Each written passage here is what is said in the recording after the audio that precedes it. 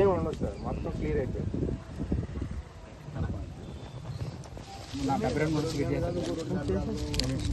పంట పెడుతున్నారు కదా,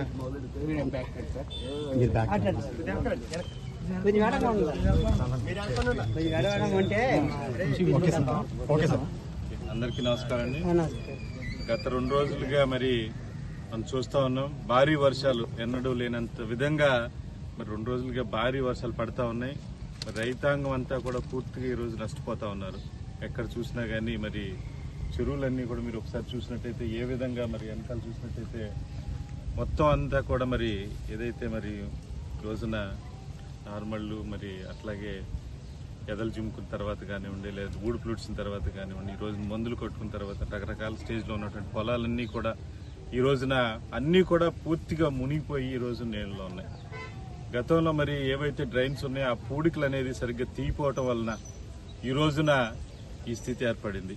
మరి ఇప్పటికైనా మరి వెంటనే నిన్నటి నుంచి కూడా మరి ముఖ్యమంత్రి చంద్రబాబు నాయుడు గారు ప్రతి గంటకి కూడా ఈ యొక్క భారీ వర్షాల మీద ఇబ్బందులు ఏవైతే ఉన్నాయో కలెక్టర్లతోటి, అధికారులతోటి, మాతోటి పూర్తి స్థాయిలో సమీక్షలు చేస్తూ ఉన్నారు.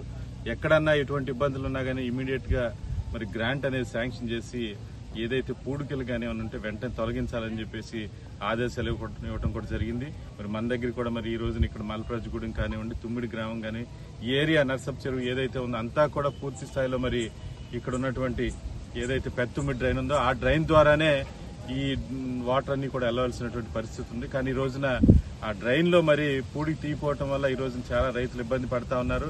వెంటనే మరి అధికారులు కూడా మరి నేను కలెక్టర్ గారితో మాట్లాడటం జరిగింది. వెంటనే కలెక్టర్ గారు కూడా స్పందించి మరి దానికి గ్రాంట్ శాంక్షన్ చేయడం జరిగింది. మరి ఈ రోజు సాయంత్రానికల్లా మరి మిషన్లు అయ్యి అక్కడికి వచ్చి రేపటి నుంచి వర్క్ స్టార్ట్ చేసి ఏదైతే కిక్కిస్ ఉందో దాన్ని పూర్తి స్థాయిలో తొలగించి మరి 3 రోజుల్లోనే పూర్తి స్థాయిగా ఆ డ్రైన్ అంతటి కూడా రిపేర్ చేసి రైతులందరికీ కూడా ఇబ్బంది లేకుండా చేసేటువంటి బాధ్యత మేము తీసుకుంటాం. రైతులందరూ కూడా ధైర్యంగా ఉండవలసిందిగా కోరుకుంటా ఉన్నాం. తప్పకుండా ఈ రోజున మరి రాష్ట్ర వ్యాప్తంగా భారీ వర్షాలు ఎప్పుడు కురవలేదు. ఈసారి కురుస్తున్నటువంటి వర్షాలు ఈ 2 రోజుల్లోనే భారీగా కురవటం వల్ల ఈ ఇబ్బందులు వచ్చినాయి. కాబట్టి తప్పకుండా రైతులకు ఇబ్బంది లేకుండా చేసే బాధ్యత తీసుకుంటామని చెప్పి మరొకసారి మీ అందరూ తెలియజేస్తా ఉన్నాం. సార్, గత ప్రభుత్వంలో డబ్బులు వేసుకుని రైతులు చేశారని ఇప్పుడు చెప్తున్నారు కదా సార్, అయితే దాని మీద మీరు ఏమైనా కామెంట్?